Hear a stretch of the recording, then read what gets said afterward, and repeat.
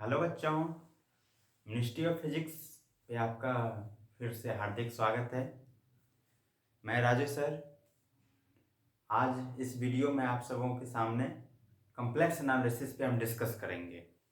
Complex analysis one of the most important subject है। किस चीज़ के लिए?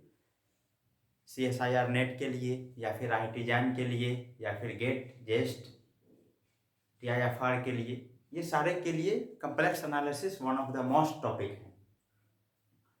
तो सबसे पहले हम ये देखेंगे कि कम्प्लेक्स एनालिसिस, कम्प्लेक्स नंबर आया क्यों।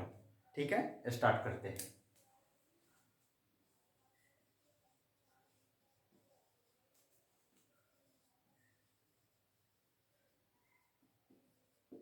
Complex analysis.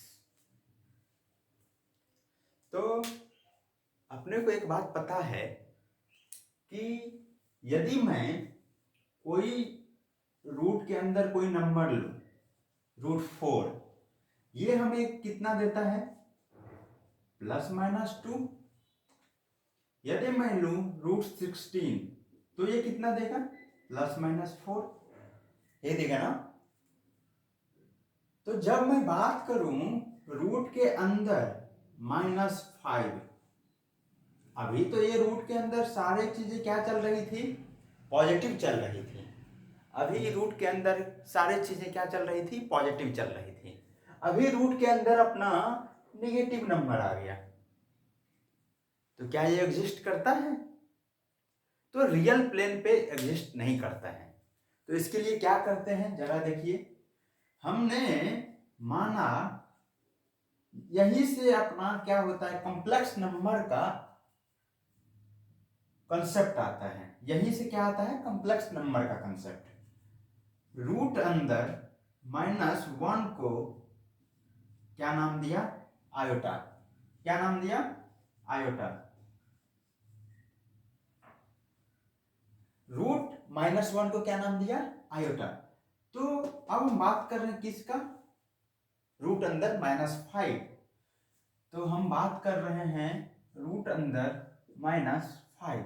तो क्या मैं इसको रूट अंदर 5 इंटू रूट अंदर -1 लिख सकते हैं? तो रूट अंदर 1 क्या है अपना? रूट अंदर 1 क्या है? रूट अंदर 1 है आयोटा। मतलब ये कितना हो गया? ये हो गया आपका 5 आयोटा। तो एक चीज आप लोग देखिए, आप लोग एक बात हमें बताइए। मैं बोल रहा हूं कि आयोटा क्या है? रूट अंदर -1। ठीक है, पहले यहां तक एक बार समझिए कि क्या चल रहा है।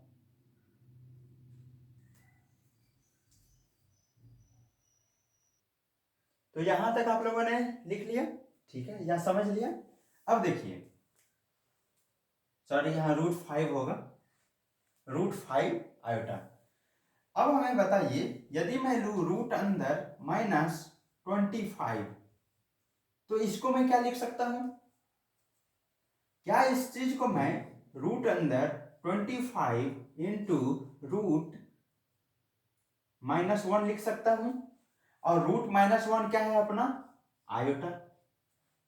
रूट -1 क्या है? आयोटा। और 25 हमें क्या वैल्यू देगा? ±5। और ये क्या हो गया? आयोटा। यहां तक कोई डाउट? ठीक है, आगे बढ़ते हैं। अब जरा देखिए आप, अब मैं बोलूं कि आयोटा इंटू आयोटा, ये कितना होगा? ये होगा, आयोटा का वैल्यू क्या है? रूट अंदर -1, और फिर क्या होगा? रूट अंदर -1। मतलब -1 का क्या हो गया? रूट -1 का क्या हो गया? स्क्वायर। तो ये कितना हुआ? -1। मतलब आयोटा स्क्वायर का वैल्यू क्या आया? -1। आयोटा स्क्वायर का वैल्यू क्या आया? -1। इसका मतलब आयोटा स्क्वायर की पावर यदि मैं फिर 2 कर दूं, मतलब आयोटा स्क्वायर का पावर 2, ये क्या हो गया आयोटा के पावर 4, ये हमें कितना वैल्यू देगा -1 की स्क्वायर मतलब 1। इसका मतलब आयोटा की पावर 4 हमें दे रहा है कितना 1। तो अब आपको फाइंड करना है क्या आयोटा की पावर 6 का वैल्यू क्या होगा। आयोटा की पावर 6 मैं कैसे फाइंड कर सकता हूं, क्या मैं इस चीज को लिख सकता हूं आयोटा की पावर 4 इंटू आयोटा स्क्वायर। तो आयोटा की पावर 4 कितना वैल्यू देगा हमें 1, और आयोटा स्क्वायर हमें कितना वैल्यू देगा -1। ये कितना आ गया आपकी -1। ठीक है, तो अब मैं देखूं आयोटा की पावर 16 में लूं, ये हमें कितना वैल्यू देगा, क्या आयोटा की पावर 16। तो आयोटा की पावर 16 को मैं क्या लिख सकता हूं आयोटा की पावर 4 इंटू का स्क्वायर, या ऐसे लिख सकता हूं, नहीं तो मैं कैसे लिख सकता हूं आयोटा की पावर 4 इंटू आयोटा की पावर 4 इंटू आयोटा की पावर 4 इंटू आयोटा की पावर 4। तो यदि मल्टीप्लीकेशन में रहे और पावर सेम रहे तो क्या हो जाता है बेस सेम रहे, बेस क्या है सेम, तो पावर क्या हो जाता है ऐड हो जाता है, आयोटा का पावर क्या हो जाएगा 16। ये हमें कितना वैल्यू देगा, ये भी वैल्यू क्या देगा 1, क्यों क्योंकि आयोटा की पावर 4 1, आयोटा की पावर 4 कितना 1, आयोटा की पावर 4 कितना 1, आयोटा की पावर 4 कितना 1। अब उतना हमें नहीं करना है, अब इतना करने के लिए तो अपन नहीं बैठेंगे ना, इतना करने के लिए क्या बैठेंगे नहीं, तो हमें वैल्यू किसकी निकालनी है आयोटा की पावर 16। यदि ये 16 पावर जो है पावर 4 के मल्टीपल्स में रहे, किसके मल्टीपल्स में 4 के मल्टीपल्स में, तो हमें वैल्यू क्या आएगा 1 आएगा। जैसे देखिए 4 के मल्टीपल्स में क्या ये 16 है, बिल्कुल है, तो इसका वैल्यू कितना आएगा 1 आएगा। आयोटा की पावर मैं 18 बोलूं, क्या बोलूं 18 बोलूं, तो इस चीज को मैं लिख सकता हूं आयोटा की पावर 16 इंटू आयोटा की पावर 2। तो आयोटा की पावर 16 का वैल्यू कितना आ रहा है 1, और आयोटा स्क्वायर का वैल्यू -1, ये कितना आया -1। अब मैं आयोटा की पावर 19 ले लूं तो क्या होगा, क्या 19, तो अपने को पता है कि सर आयोटा की पावर 18 क्या है 18 इंटू आयोटा, ऐसे लिख सकता हूँ 19 को आयोटा की पावर 18 इंटू आयोटा, इसका वैल्यू कितना है -1 इंटू आयोटा, ये कितना हो गया आयोटा। तो इस पे बेस्ड एक एग्जाम में भी क्वेश्चन पूछा जा चुका है, तो सबसे पहले आप लोग इस चीज को नोट कीजिए, फिर हम उस क्वेश्चन पे आते हैं।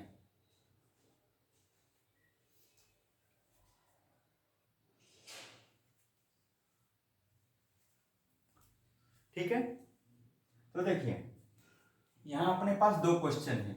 पहला क्वेश्चन क्या है, पहला क्वेश्चन है 1/1 माइनस आयोटा, क्या है 1/1 माइनस आयोटा। इस चीज को एक्स वाई प्लेन पे हमें दिखाना है, क्या करना है इस चीज को अपने को एक्स वाई प्लेन पे दिखाना है। इस क्वेश्चन को करने से पहले हम कुछ बातें जानते हैं। आयोटा का कंसेप्ट क्लियर हो गया। अब हम चलते हैं, दो अपना एक्सिस होता है, क्या होता है दो एक्सिस होता है। पहला एक्सिस होता है इमेजिनरी एक्सिस और दूसरा होता है रियल एक्सिस। क्या होता है इमेजिनरी एक्सिस और रियल एक्सिस। अपन कार्टेशियन में क्या करते थे, ये होता था y और ये होता था x, ठीक है। तो हम कॉम्प्लेक्स नंबर को किस चीज से डिनोट करते हैं z से, किससे z से। कॉम्प्लेक्स नंबर का फॉर्म जो होता है x प्लस आयोटा y, क्या होता है कॉम्प्लेक्स नंबर का form x plus iota y. इसमें देखिए जरा, ये x क्या है अपना रियल पार्ट, ये x क्या है रियल पार्ट ऑफ z, और ये y क्या है, y है क्यों, क्योंकि y के साथ क्या एसोसिएटेड है आयटा, तो y क्या हो गया इमेजिनरी पार्ट ऑफ z, क्या हो गया imaginary part of z।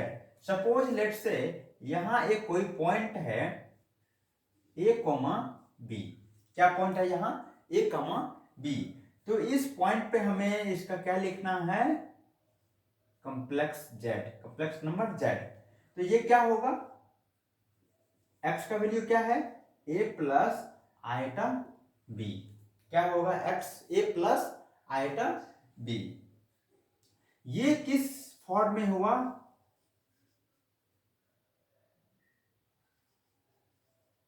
Cartesian form, ये किस फॉर्म में हुआ कार्टेशियन फॉर्म।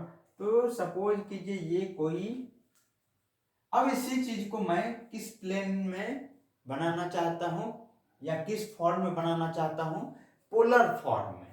पोलर फॉर्म में z इक्वल टू क्या होता है, z इक्वल टू होता है r e की पावर आयटा थीटा, क्या होता है r e की पावर आयटा थीटा।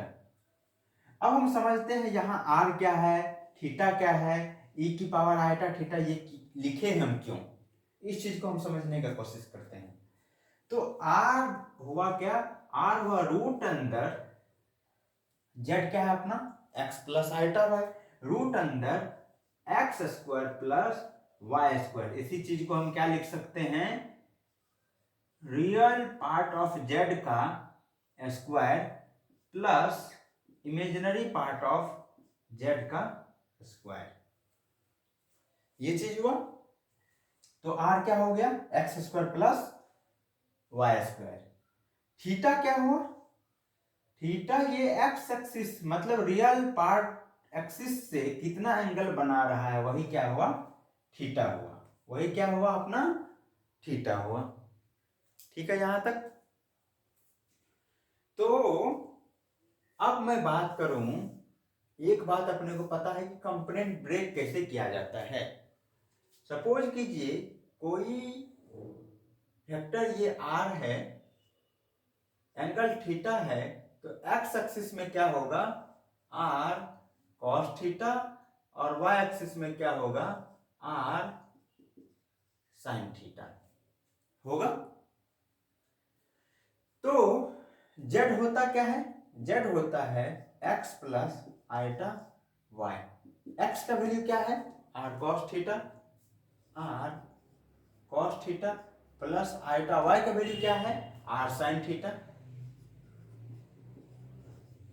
तो यहां से अपना r कॉमन ले लीजिए, क्या हुआ cos theta plus eta sin theta.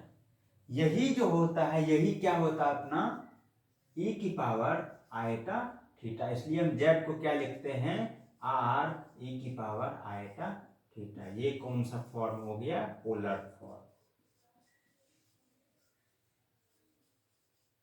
ये कौन सा फॉर्म हुआ पोलर फॉर्म। यहां तक कोई डाउट, इस चीज को नोट कर लीजिए फिर हम इरेज करते हैं।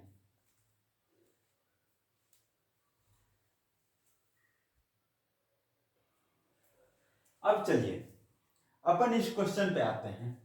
तो पहला क्वेश्चन क्या है, ये दोनों क्वेश्चन आईटी जैम में पूछा गया क्वेश्चन है।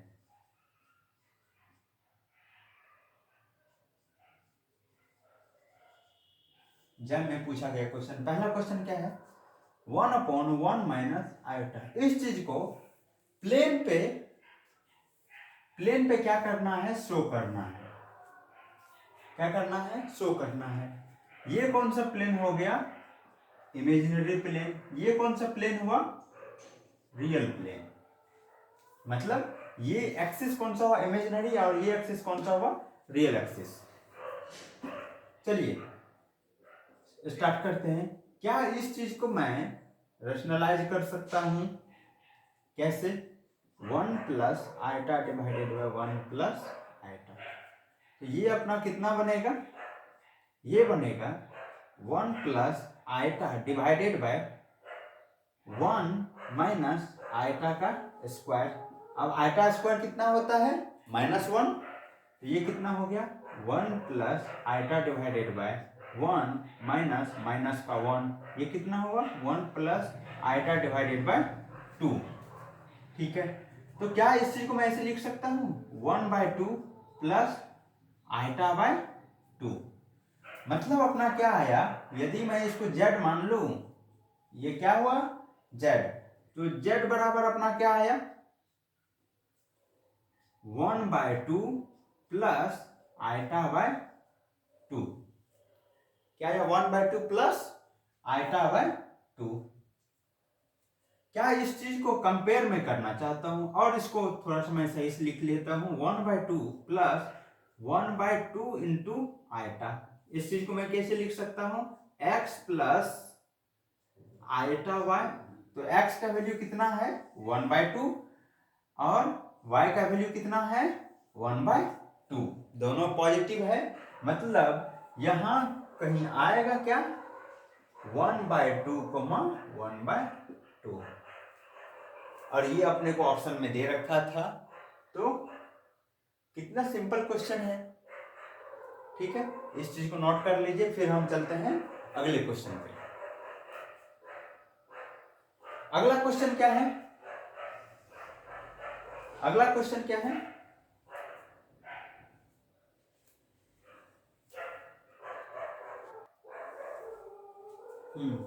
अगला क्वेश्चन अपना है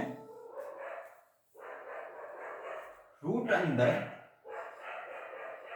आयटा प्लस रूट अंदर माइनस आयटा। इसका हमें वैल्यू फाइंड करना है। क्या फाइंड करना है, इसका वैल्यू फाइंड करना है। मैं मान लेता हूं कि y इक्वल टू ये है, क्या है y इक्वल टू, तो क्या मैं दोनों साइड स्क्वायर कर सकता हूं, तो कर देते हैं। y square equal to root अंदर आयटा प्लस रूट अंदर माइनस आयटा का क्या स्क्वायर, तो a प्लस बी का होल स्क्वायर, इसको तोड़ेंगे आई स्क्वायर, इसको तोड़ेंगे तो minus i square plus 2 root i root minus i, ये गया, बचा कितना यहाँ 2 रूट अंदर माइनस आई स्क्वायर।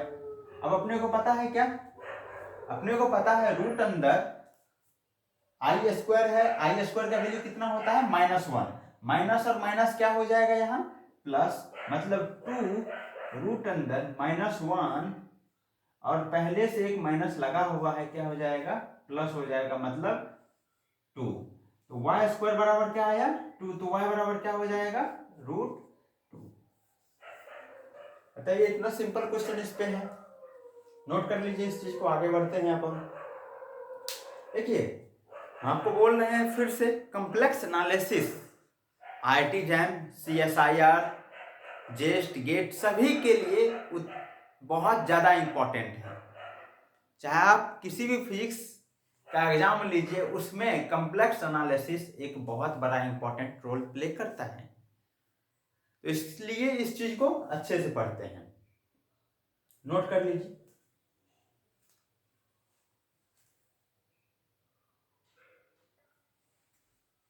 चलिए आगे बढ़ते हैं। तो अपना z क्या था, z था sir x plus eta y।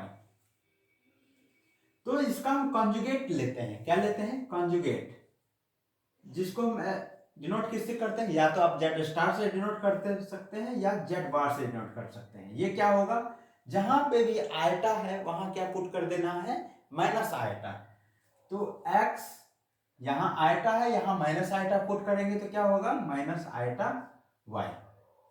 ये क्या हो गया अपना conjugate of complex number, conjugate of complex number. Actually में क्या ये आयटा की जगह माइनस आयटा पुट कर रहे हैं, नहीं, एक्चुअली हो क्या रहा है, कंजुगेट का मतलब क्या मिरर इमेज, कंजुगेट का मतलब क्या मिरर इमेज। तो x प्लस आइटा वाई कुछ इस टाइप से होगा क्या, x ये हो गया अपना z equal to x plus iota y. तो इस चीज का अपन मिरर इमेज लेंगे तो मिरर इमेज क्या होगा, इस टाइप से मिरर इमेज होगा। क्या यहाँ इसमें देखिए x के वैल्यू में कोई चेंज हो रहा है, x के वैल्यू में चेंज नहीं हो रहा है, y क्या हो जा रहा है, माइनस वाई हो जा रहा है। मतलब यहाँ का यदि मैं कोऑर्डिनेट लिखूं तो क्या होगा x, y, और यहाँ का कोऑर्डिनेट लिखूं तो क्या होगा x माइनस वाई, यही होगा ना। तो इसलिए यहाँ z बार हम इसका कंजुगेट हो गया, कंजुगेट क्या होगा x माइनस आइटा वाई। ये क्या हुआ, मिरर इमेज हम ले रहे हैं, क्या ले रहे हैं, मिरर इमेज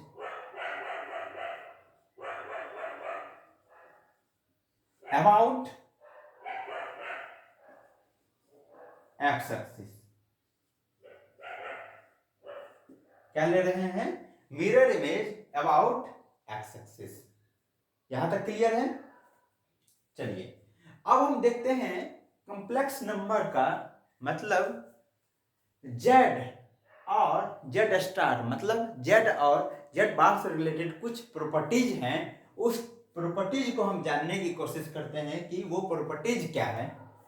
तो यदि मैं क्या करूं, z प्लस z स्टार, क्या z प्लस z स्टार की बात कर रहा हूं, किसकी बात कर रहा हूं, z प्लस z स्टार, ये हमें क्या देगा, z प्लस z स्टार हमें क्या देगा, तो देखते हैं क्या देगा। z क्या होता है, x प्लस आइटा वाई, और z star x minus iota y, यही देगा ना। तो ये दोनों मिलकर के क्या होगा, ये और ये तो गया, ये क्या बचा 2x, ये क्या बचा 2x, हुआ कि नहीं हुआ, ठीक है। 2x बराबर क्या होगा, z plus z star, 2x बराबर क्या होगा, z प्लस z स्टार, तो x बराबर क्या होगा, z plus z star by 2। मतलब यदि मुझे रियल पार्ट ऑफ क्या, real part of z find करना पड़े तो वो क्या होगा 1/2 z plus z star. Real part of z find करना पड़े तो क्या होगा 1/2 z plus z star. Same इसी तरीके से मैं करना चाह रहा हूं, क्या सेम इसी तरीके से मैं क्या करना चाह रहा हूं, z माइनस z स्टार, ये क्या होगा, z माइनस z स्टार की यदि मैं बात करूं तो ये क्या हो जाएगा x plus iota y minus x plus iota y, ये गया, बचा क्या 2i y। मतलब ये दोनों, ये जो 2 आइटा y ये क्या हुआ था कि क्यों आया था, z माइनस z स्टार करने के बाद। तो इसका मतलब यदि मुझे y फाइंड करना पड़े तो क्या होगा 1/2 iota z minus z star. मतलब इमेजिनरी पार्ट हमें फाइंड करना पड़े तो वो कैसे फाइंड करेंगे 1/2 iota z minus z star. आगे भी प्रॉपर्टीज है, पहले इस चीज को आप नोट कर लीजिए, फिर मैं इसको इरेज करता हूं। यहां तक में कोई भी दिक्कत हो तो कमेंट करके हमें जरूर बताइए, या कमेंट करके आप पूछ सकते हैं, ठीक है। यहां पहले नोट कर लीजिए,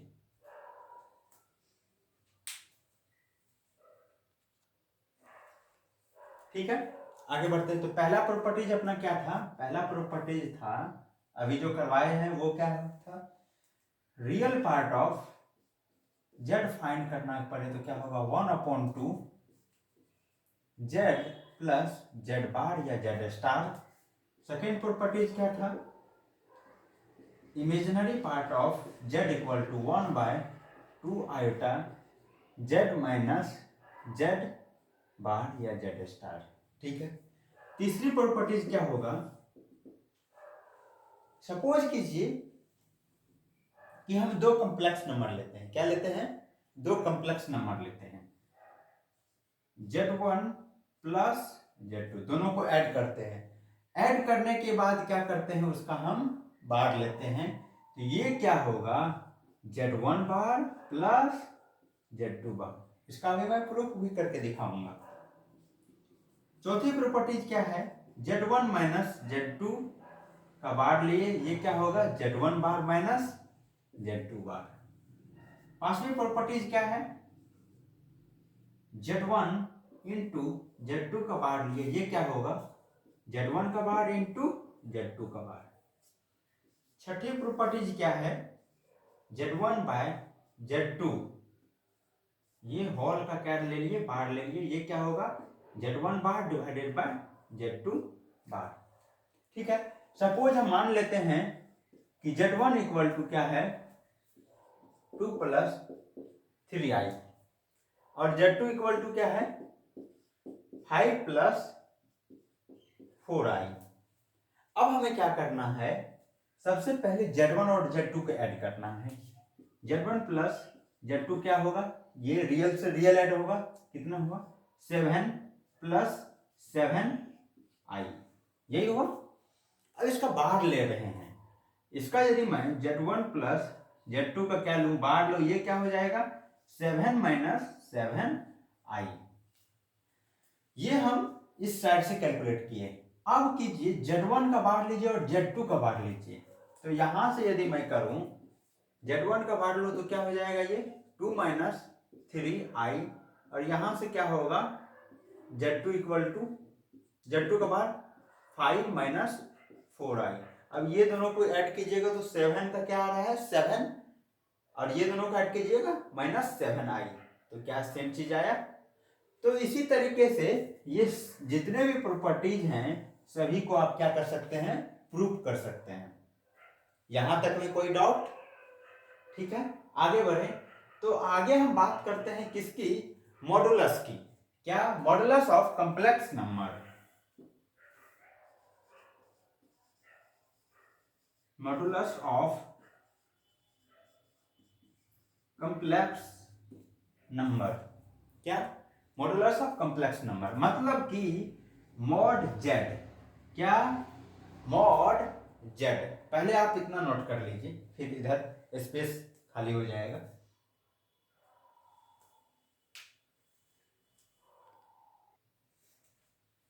चलिए ठीक है, तो मॉडुलस ऑफ कॉम्प्लेक्स नंबर क्या होता है, mod z equal to root अंदर रियल पार्ट का स्क्वायर प्लस इमेजिनरी पार्ट का स्क्वायर। यही क्या होता था, आर होता था।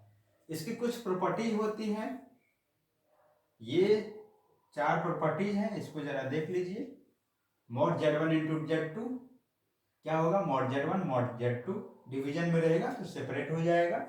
ये एडिशन का है कि Z1 प्लस Z2 का mod less than equal to Z1 का मॉड प्लस Z2 का mod. Z1 minus Z2 greater than equal to Z1 का मॉड माइनस Z2 का मॉड। आते हैं आर्गुमेंट पे। आर्गुमेंट क्या होता है, जो मैं एंगल की बात कर रहा था तभी, एंगल थीटा, वही क्या होता था, वही क्या होता है अपना आर्गुमेंट ऑफ कॉम्प्लेक्स नंबर। तो basically argument of complex number क्या है, थीटा, मतलब टेन इनवर्स थीटा को कैसे मेजर करेंगे, ये x है और ये y है, तो थीटा कैसे मेजर होगा, tan theta, tan inverse y by x। Properties क्या होता है, सेम लॉगरिथमिक प्रॉपर्टीज इसमें भी होती है, जो लॉग की प्रॉपर्टीज होती है वही आर्गुमेंट की प्रॉपर्टीज होती है। Argument Z1 into Z2, argument Z1 plus argument Z2, Z1 divided by Z2, तो यहाँ सिर्फ और सिर्फ क्या आ जाएगा, माइनस आ जाएगा, जैसा कि लॉग में होता था। ठीक है, आगे बढ़ते हैं। अब समझिए कि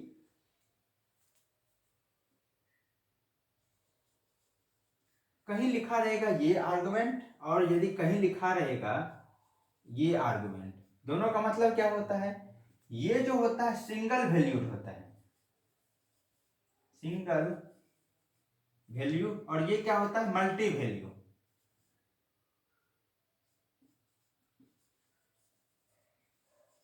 ये क्या होता है, मल्टी वैल्यू। इसका मतलब क्या होता है, इस चीज को हम समझते हैं। जैसे सपोज कीजिए, क्या सपोज कीजिए कि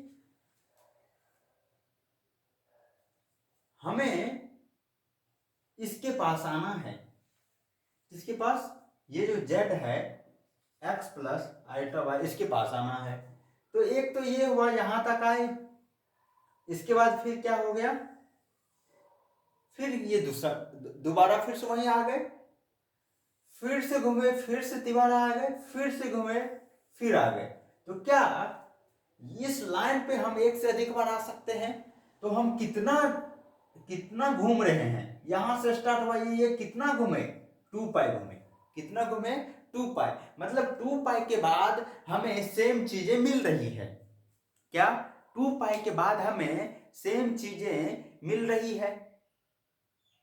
तो जैसे जैसे हम, जैसे एक क्वेश्चन के बेसिस को लेकर के हम इस चीज को बनाते हैं, तो जैसे सपोज कीजिए क्वेश्चन अपना है z बराबर 1 प्लस आइटा। क्या है? z बराबर 1 प्लस आइटा। तो इसका हम थीटा क्या बोले? थीटा मतलब आर्गुमेंट ऑफ z क्या होगा? Tan inverse y by x. y कितना है 1, y कितना है 1 और x कितना है 1, मतलब 1 बाय 1, टेन इनवर्स 1 कितना होता है 45 डिग्री, मतलब पाई बाय 4, पाई बाय 4। क्या ये फर्स्ट क्वाड्रेंट पर लाई कर रहा है? बिल्कुल कर रहा है। तो अब यही चीज मैं बोलूं, ये पाई बाय 4 पे है, ये कितने पे है? पाई बाय 4 पे। अब मैं फिर एक बार टर्न हो जा रहा हूं, मतलब इसमें हम 2 पाई ऐड कर दे रहा हूं, 2 पाई प्लस पाई बाय 4, ये कितना होगा 9 पाई बाय 4। फिर इसमें 2 पाई ऐड करेंगे, फिर कुछ ना कुछ आएगा, मतलब 2 पाई ऐड करते 4 पाई प्लस पाई बाय 4, ये कितना हुआ 17 पाई बाय 4। क्या सेम चीजें हमें पाई बाय 4 पे मिल रही है, 9 पाई बाय 4 पे भी मिल रही है और 70 पाई बाय 4 पे भी मिल रही है। तो यही, ये जितने भी वैल्यू हैं ये सभी है किस, क्या मल्टी वैल्यू। ये सब क्या है? Multi value. मतलब जब मल्टी वैल्यू की बात आएगी तब हम क्या यूज करेंगे? Capital A, capital argument. और जब सिंगल वैल्यू की बात आए तो हमें क्या यूज करना है? हमें क्या यूज करना है? Small argument. तो अब जब भी हमें पूछा जाएगा तो सिंगल वैल्यूड ही पूछा जाएगा। तो जैसे हम कुछ क्वेश्चन लेते हैं और उस क्वेश्चन की हेल्प से समझने की कोशिश करते हैं कि आर्गुमेंट कैसे फाइंड करेंगे। ठीक है, यहां इतना तक पहले नोट कर लीजिए।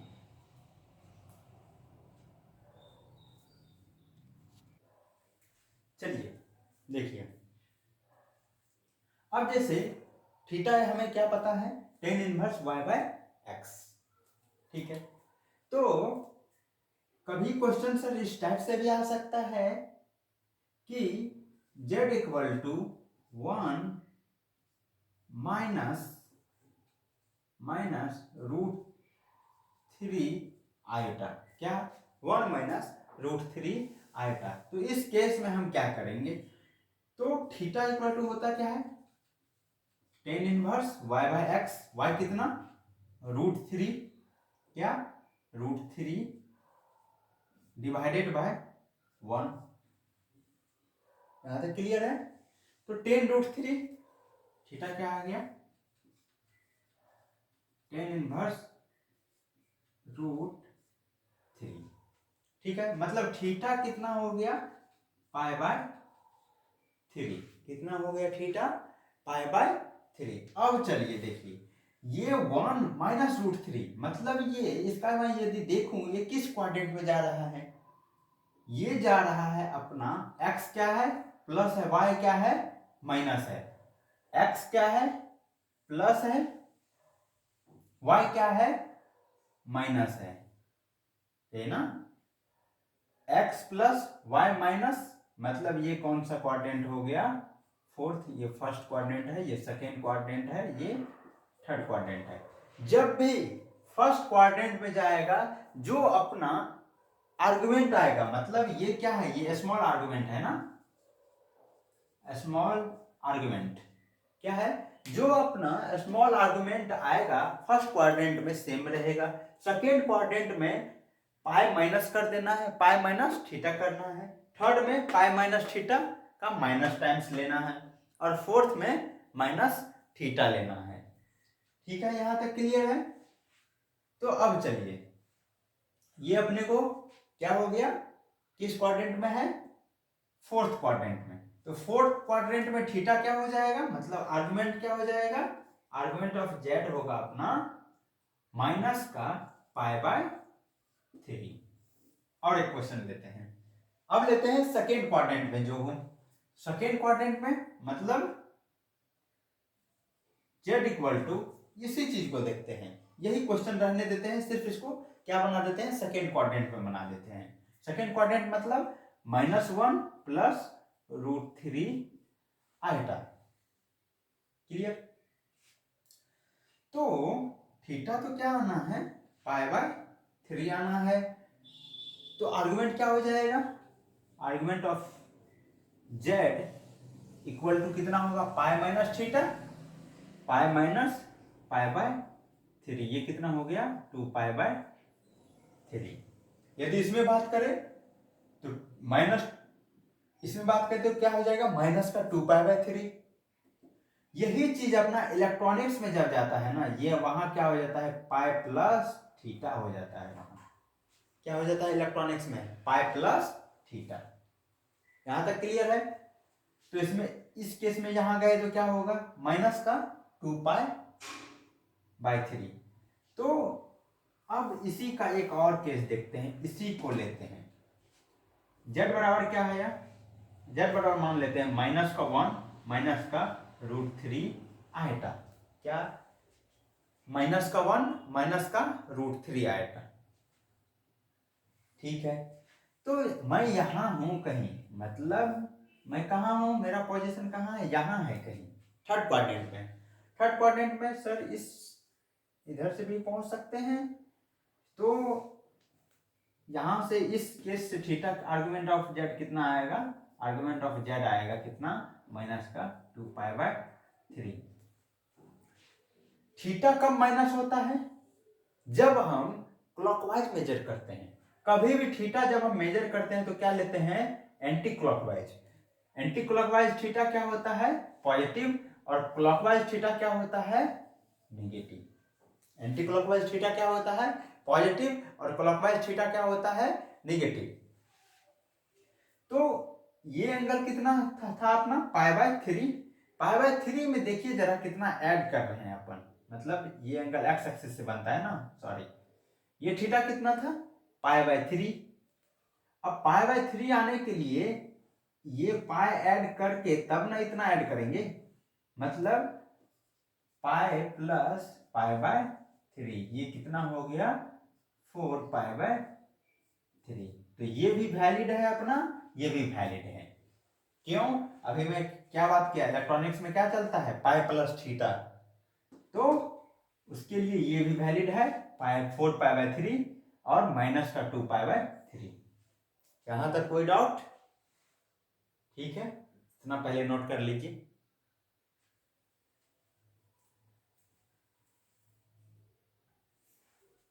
तो अपने पास एक क्वेश्चन है, क्या, z equal to -√2 iota upon 1 plus iota. इसका हमें क्या फाइंड करना है, प्रिंसिपल वैल्यू। क्या फाइंड करना है, find principal value of argument of z, small argument है। तो कैसे फाइंड करेंगे, सबसे पहले इसको मैं, ये क्या देखिए ओरिएंटेड फॉर्म में है, नहीं है तो क्या करेंगे, रैशनलाइज करेंगे। माइनस का √2 iota divided by 1 plus iota, multiply क्या करेंगे, 1 minus iota divided by 1 minus iota. तो यहां देखिए कितना बनेगा, यहां से बनेगा अपना √2, यहां जाएगा तो माइनस का √2 आइटा बनेगा।